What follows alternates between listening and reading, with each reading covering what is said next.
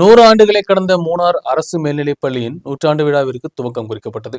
Devikulam MLA advocate ஏ ராஜா கொடியேற்றி நிகழ்ச்சிகளை துவக்கி வைத்தார்.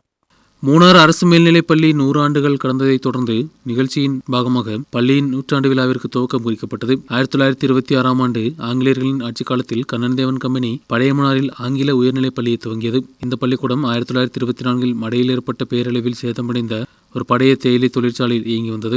இதில் மூணார் மற்றும் சுற்றுப்புற பகுதியில் உள்ள தோட்ட தொழிலாளிகளின் குழந்தைகள் படித்து வந்தனர். தற்போது பள்ளிக்கூடம் தொடங்கி 100 வருடங்கள் கடந்த நிலையில் நூற்றாண்டு விழாவிற்கு துவக்கம் குறிக்கப்பட்டது.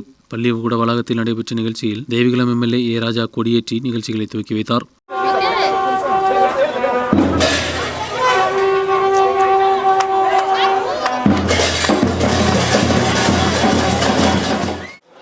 நூற்றாண்டு விழாவை பொறுத்தவரை நாமெல்லாம் நினைத்து பார்க்க வேண்டிய ஒரு விஷயம், இந்த பள்ளி ஆரம்பிக்கப்படுவதற்கான ஒரு நோக்கம். எத்தனையோ ஆளுகள் இப்பள்ளிக்கூடங்களிலிருந்து மிக அறிவுகளை பெற்று மிக உயரிய இடத்திலெல்லாம் இன்னைக்கு வந்து சேர்த்திருக்கிறாங்க. மனிதனுக்கு வெளிச்சத்தை கொண்டு வருவதற்கு வேண்டி இப்படிப்பட்ட ஒரு பள்ளிக்கூடம் ஆரம்பிக்கப்படுகின்ற பொழுது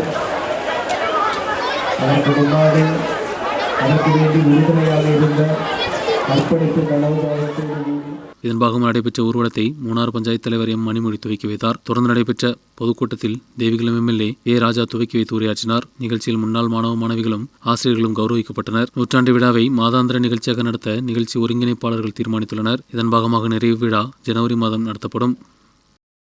நியூஸ் பியூரோ, மூணார்.